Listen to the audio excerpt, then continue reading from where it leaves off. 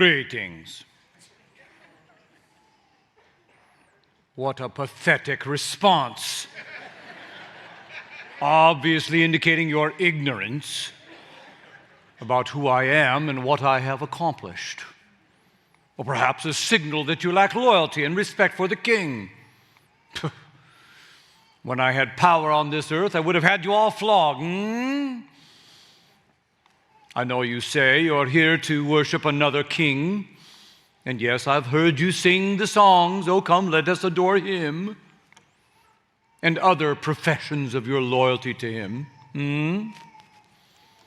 But words are empty. Ask any king, and he will tell you what he's after is not empty words, not flowery processions of musical singing. I had all of that, true, but it proved empty. What a king wants is loyalty. The truth is, I suppose that's what we all want. I suppose I must introduce myself, since you haven't had the decency of appointing an official court herald to do so properly. In my day, I would merely stand in my royal palace and address my subject, and throngs of them would be there. I would stretch out my arm and the scepter in my hand and say, "Greetings," and people would bow and scrape. "Oh, hail the matchless king," they would say, with trumpets blaring. But here, apparently, I must introduce myself. I am Herod, King Herod. Everyone came to call me Herod the Great, because there were plenty of lesser Herods, you know, mostly my sons and grandsons. The Herodian family, we ruled in Palestine for 150 years. I for 45 of them, the best 45. Only I am Herod the Great. And truly I was a great king. People adored me. Well, they had to, or I would kill them. You may be wondering what I'm doing here. Well, I've come back with a message, a warning, really. You see, where I dwell now, part of our sentence is that we get exactly what we wanted in our earthly lives. And I wanted to be remembered. I got what I wanted, all right. And now I am condemned to have my nose rubbed in it forever. They can arrange things like that, you know. I wanted to be known as great, greatly revered, greatly remembered, but I am remembered instead as greatly cruel, greatly wicked, greatly disrespected. Somehow, every time a historian says the words Herod the Great, I feel as if he's inscribing it on my chest in a mocking way. When a pastor reads the words you just read from Matthew 2, I feel as if it's thrust into my ears some kind of punishment. Every time some rotten little kid in a second-rate Christmas pageant, wearing his dad's old bathrobe and a Burger King crown, trying to look as mean and ugly and nasty as he can because he has the part of Herod the Great, I'm forced to watch it all in anguish. Last year in Tennessee, some church kid in a Christmas pageant pompously announced that he was Harold the Grape. What does that make me? Some kind of old raisin? Every time I hear my name, Herod the Great, I'm forced to relive my life and the choices I made, many of which I now regret. But now let me come to speak to you, not as a king filled with power, but with regret, but also some insight you would do well to listen to. Even if it's too late for me, perhaps you will think about the choices you will make in your life. Now, I'm not going to deny that I did some sort of awful things. But you have to understand the horrible circumstances I was in. Everybody wanted what I had. They even started to say I was paranoid. You think I'm paranoid too, don't you? Listen, you'd be paranoid too if everybody was out to get you. I was in a tough situation. It was the year 47 BC by your reckoning. My father, Antipater, was appointed procurator of Judea by none other than Julius Caesar, the emperor himself. That was my inn. Father appointed me the chief military officer and then governor of Galilee. Now, I know Galilee was not exactly the plum appointment in all of Israel, but I did have my foot in the door, and I would make a name for myself. Of course, Rome was in charge. They controlled everything. And through their brutal conquest, the Roman Empire was spreading, and they didn't like to fool around, which is why they put me in charge of the Jews. They didn't like to see regions they controlled get out of control, so I kept things under control, just the way the Romans like it. And it paid off. When Brutus and the others staged that coup, and they assassinated Emperor Caesar, the new emperor was Antony, and yes, I kissed up to him too. And it paid off as well. And within a few short years, the Roman Senate sent me a declaration announcing to me and to everyone that I, Herod, was the official king of the Jews. I was the consummate politician. You see, I was partly Jewish, but partly Idumean. So I kept a foot in both worlds, as only Herod the Great could manage. The people I ruled were mostly Jewish, so I played the Jewish card when I had to. I also had to appease the Romans. I learned to keep both happy. For the Jews, I built that magnificent temple in Jerusalem, reclaiming the greatness and the magnificence of Solomon. They call it Herod's temple. It got me points with the Jews and probably with God, don't you think? But I also built this huge palace. Happened to name it after the Roman Caesar Augustus, which I think he liked very much, don't you? But keeping both sides happy, it's not as easy as it sounds. You're always sort of stuck in the middle. You see, the Jews, they never really trusted me. They said I was only half Jewish, and I wasn't observant and religious enough. And the Romans, they were always a little suspicious because I was, well, partly Jewish. So I lived between, and I had to make tough choices. Do you think that ruling that unruly little backwater of the empire called Galilee was easy? The people, they wouldn't love me, so I decided they would fear me. If they didn't give me their allegiance willingly, I'd take it by force, and I did. And so, yes, I learned to compromise. I occupied the middle ground. I rode the fence. I kept everybody happy. Don't act like you don't know what I'm talking about. There are plenty of times you pretend to be so convicted and clear, and yet you ride the fence. Like when you're caught between being there for your family but pleasing your boss or making the buck. Caught between your desire to make money and be generous. When you profess to your Christian acquaintances your strong convictions, but you're so hungry to fit in with the cultural trends that you throw those convictions out the window. Don't tell me I'm the only one. You've been caught between the demands of moral living on one hand and your lustful desires in the moment on the other. Don't pretend I'm the only one who knows how to play both sides of the street. When everyone is going one way and you want to go that way too, and what is required of you by your God is over here, you're more like me than you want to admit. You can call me selfish, but I had to protect myself, look out for myself. Everyone wanted to take over and be the boss of me, and I wouldn't have it. So call me selfish if you like, But I was only protecting my turf and doing exactly what you would do if you had the power to do so.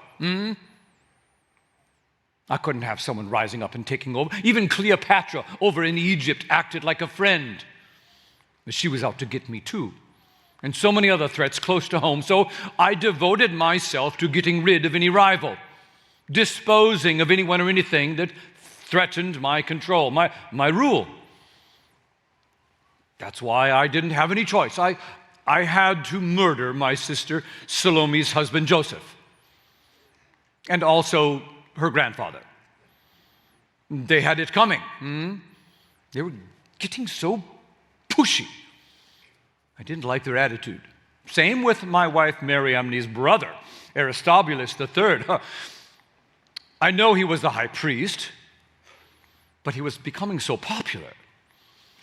The people were going after him. So I invited him to the royal swimming pool and arranged to have my men engage in some seemingly innocent horseplay in the water. And sadly, they might have held him under a bit too long. Accidental drowning, you understand. I had to send a message.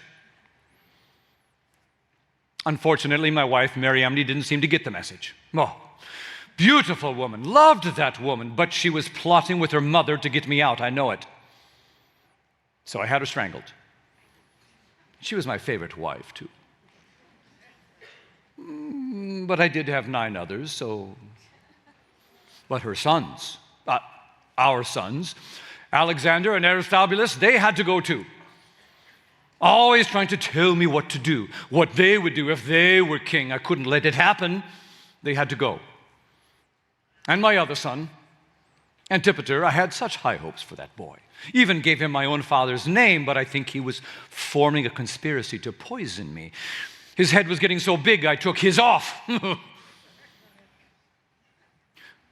Word of my ruthlessness got back to Rome, and the emperor reported to have said, "It is better to be Herod's pig than his son." Because as a Jew, of course, I would never slaughter a pig. But my sons, well, they had it coming, you understand. And the same with countless high priests. I had to slaughter them. They kept insisting they were so much holier than me. And half the Sanhedrin had to be eliminated because they just stubbornly refused to do what I asked. I had to make an example of them. So, yes, I know it looks bad. But we all use whatever power we have, do we not? Have you never felt threatened? Really? You've never felt the pangs of jealousy rise up in your spirit? Never been so afraid of losing something or someone that you weren't sure what to do, or despised someone so much you would do anything to just see them disappear? Never, really. Are you pretending you've never flown into a serious rage when you didn't get your way? You may not have resorted to murder, but you know how to destroy someone with your tongue. And the rumors and the gossip that you so innocently spread. The way you subtly twist the truth to make yourself look so great. It's evil itself. The abusive yelling, the cold shoulder, the harboring of bitterness in your inner being, and the neglect toward your brothers and sisters and even your dearly beloved family and church. Don't tell me I'm so bad. Is your soul so white? You're more like me than you'd like to admit.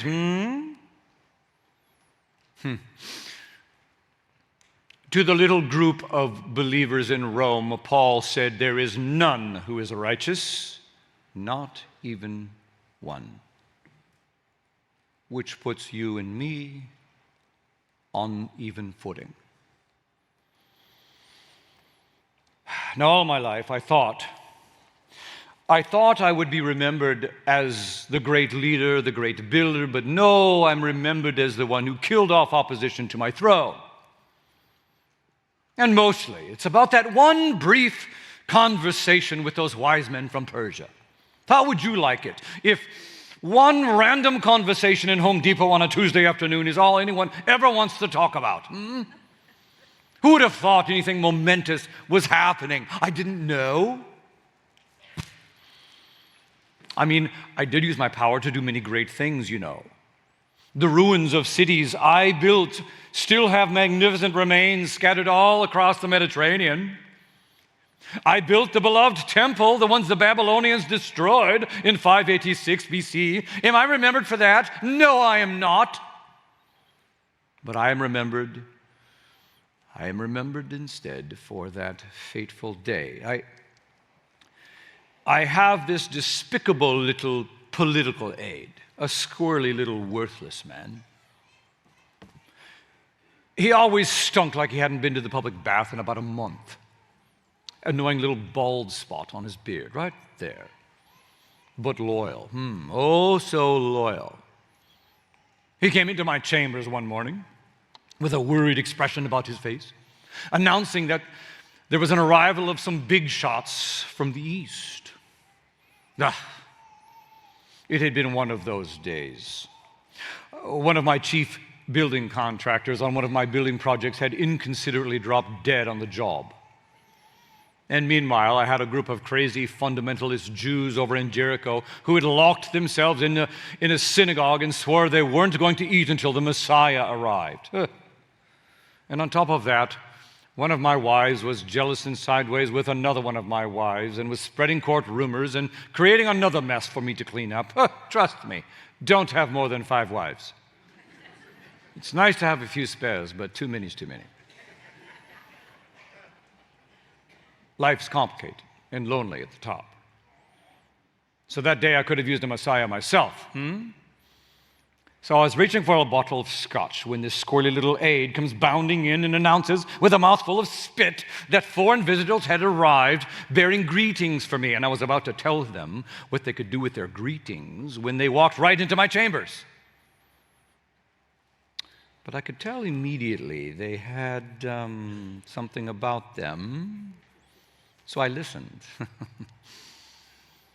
We got through the diplomatic niceties, and when they offered me nothing, I was about to have them whisked away when they stunned me with their question.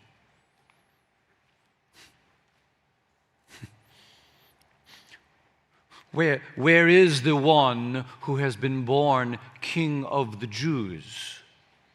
They asked.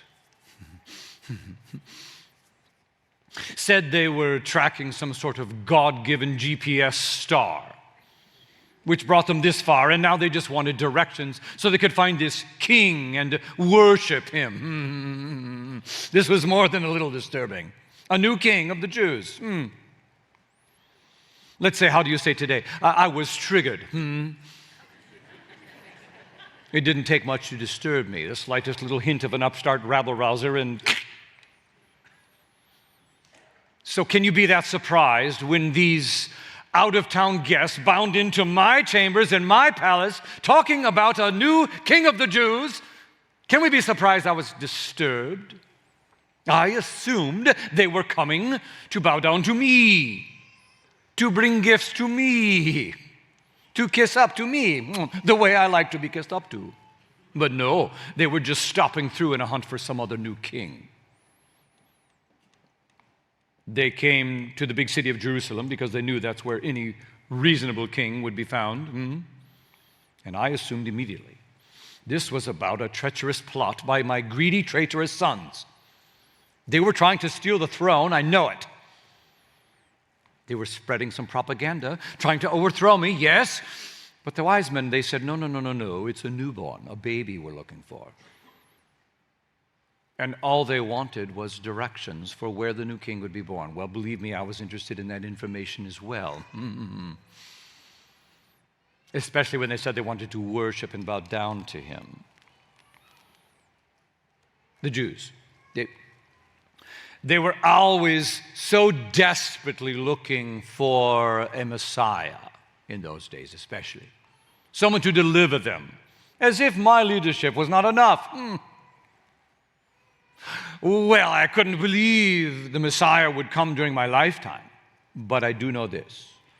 When you have desperate people and enough religious fanaticism, you could easily produce a Messiah. or at least find yourself with an unruly uprising, and then I would have Rome on my back again. So I couldn't have any of that. King of the Jews. King of the Jews. I am King of the Jews. What King Herod said goes around here. That's what I wanted to say. To those Eastern Magi, wise guys. But I bit my royal tongue in hopes that I could use them to catch this poser king, you see.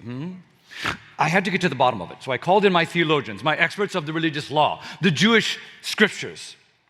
And I asked them, where does it prophesy that the Messiah would be born?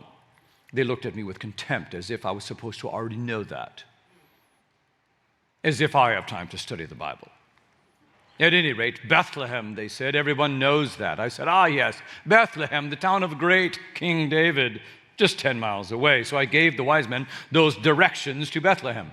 And I told them, be sure to get back with me. Tell me what you find down there in Bethlehem. I wouldn't want to miss the Messiah, you know.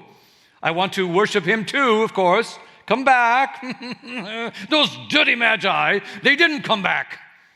They slipped over the border without a debriefing. And then I began to worry, in addition to being furious. What if they did find some new Messiah, some new king, and pledge their allegiance, and others began to follow, and a movement would form? I'll admit the truth. I was threatened by that baby. If he was the Messiah, my days were numbered. My reign was based on force, but if another could come and sway the people's hearts, I'd be forced from my throne and lose everything. Now mind you, I didn't know anything significant had happened in Bethlehem. I didn't know anything about an angel choir singing to shepherds. The only choirs I heard were the ones singing to me or Caesar. But I couldn't take any chances, so I did what I always do. I put me first, and I knew I had to destroy him. To use my power while it still worked for me, and to act fast. I know it looks a little heinous to you, murdering all those babies. Well, not all of them, just the boys, age 2 and under. Slaughter of the innocents, you say? Yes, I suppose, but it was no worse than other kings had done. And life gets messy, you know. So I commanded all the babies be snuffed out. I was threatened. Fear of losing control makes you do some strange things. Listen.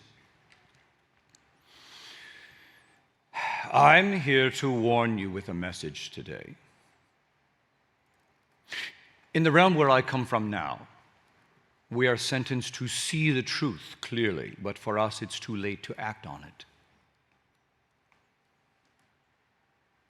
But it's not too late for you. And I will tell you the truth that I see now, that baby who escaped my murderous plot was indeed a king. A king so great in ways I could never be. A king so different, who rules without force of arms or by inducing fear, but through love and service and kindness and mercy, who doesn't use his power to abuse, who instead of restricting freedom to gain control, gives away his own freedom to give you yours. As a king, I looked down on my subjects, despising the mess of real life below. I steered clear of it, but this king, Jesus, he came down into the mess, from the very courts of heaven, into ordinary people's lives. And instead of crushing hope, he brought it. I had an army, he, the Prince of Peace. I was so afraid of losing my life. And he just gave his away. I feared people would turn on me, so I had them killed. And when they turned on him, he said, Father, forgive them. What a king.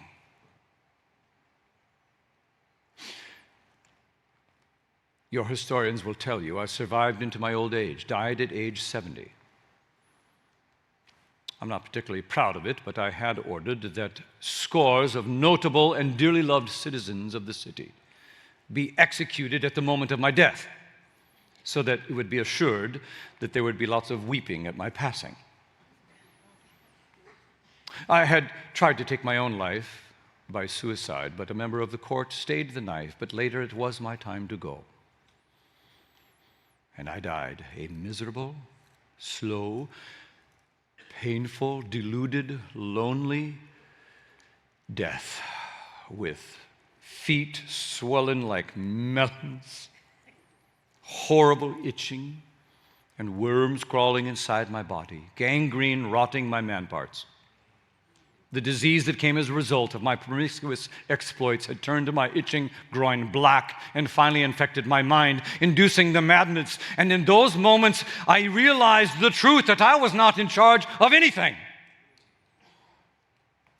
And now it was all slipping away. Believe me, friend, you can't take it with you. Nothing, not everything you worked so hard for, your money, your home, your fame, just like me and mine. It's all gone. But this other King Jesus, he died so serenely. At age 33, by the way, the day when I took the throne, he became the eternal King. I was right about one thing. He is threatening. Because you too want to be the king of your life, yes? You'd like to call the shots. Think you know so much. And if you get threatened, when you don't get your way. So yes, King Jesus is a threat. Now, I tried one approach to destroy him. It worked with other people. I didn't see why it wouldn't work with Jesus too. And I still see people today taking the same approach. They think they can somehow kill off the threat that Jesus is to their life. If I argue enough against Christianity or point to some hypocritical Christians, it somehow makes Jesus go away. If I can make atheism look so smugly superior, we can destroy the Christ. Good luck with that. I thought the same thing. Believe me, you can't kill this king. I tried it and they tried it again. But he rose and he's on the throne. Jesus is king and he makes a claim on your life whether you want to admit it or not. Still we try to kill him off. We kill him off by killing our consciences, yes?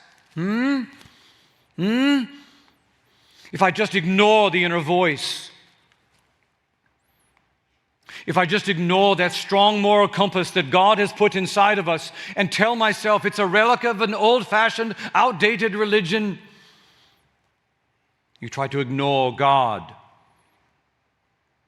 and don't pay any mind to that conscience tugging at you from the inside.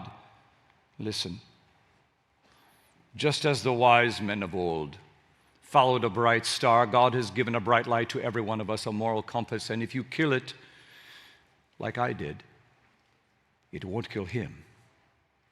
It will just kill you, as you wish. He's always there for you, but you can turn away from him and put yourself on the throne. That's your choice. And some, I fear, are living that way right now. You're compromising like I tried to. Throwing God a bone, covering your spiritual bases, retaining full control over the decisions and the direction of your life at the same time. Listen, you and Jesus cannot both be king. You must choose who calls the shots for your life. Do you see it?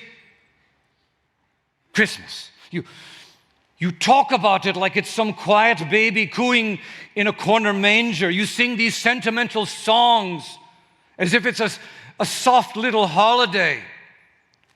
But you're missing it. The baby disrupts everything and confronts and forces a choice.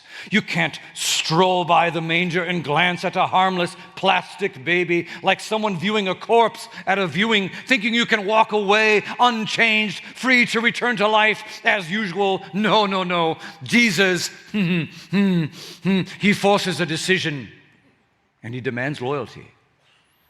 And he's given his life for you and asks for your love and loyalty in return,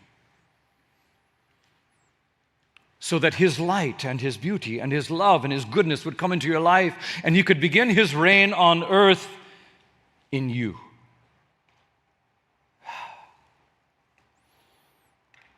I did not know how much I needed a Savior, a Messiah. Do you know you need a Savior?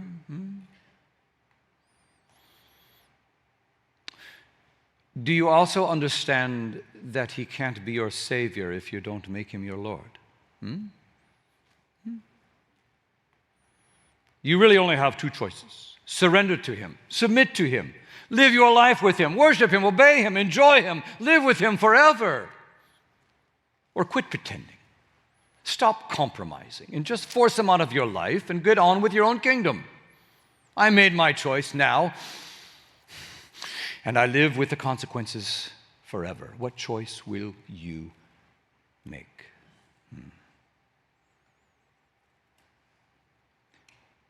There can only be one king. There is a throne in your heart. There is room for only one on that throne. One last thing. I've given you a picture of the past, and I can't tell you how much I would have wished I could now choose differently. But the scriptures also show us the future. And there is still time for you to choose rightly. And it promises this, that just as Jesus came as a baby, he will return one day as the undisputed King of Kings and Lord of Lords. The first time he came quietly, almost unnoticed. But when he returns, everyone will see and know, and the heavens and the earth and above the earth and below the earth will be filled with angelic hosts, and every knee, the Bible says, will bow before him. Imagine it. Every tongue will confess the truth, saying, Jesus Christ is Lord and he is King. My tongue will confess. Herod the Great will say, Jesus Christ is Lord. Vladimir Putin's tongue will confess. Kim Jong-un will Donald Trump will confess. Jesus Christ is Lord. From atheist Bill Maher to evangelist Billy Graham and everyone, we will all drop to our knees. Can you see the moment? It's coming. You won't avoid it. What the wise men did that day and what I refused to do, everyone will do that day. And that is to proclaim the truth and to bow low before the one who is the King of Kings, who reigns forever and ever. I refuse to acknowledge it that day. One day everyone will. And you are asked to acknowledge it today. And that is called faith. You have the opportunity to get this right, to surrender to the King who is good and loving and kind and faithful, who has given his life for you and asks for your love and loyalty in return.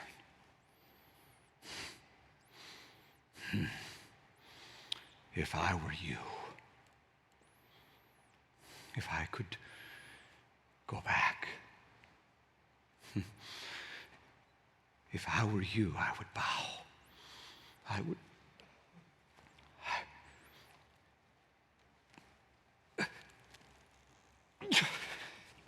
would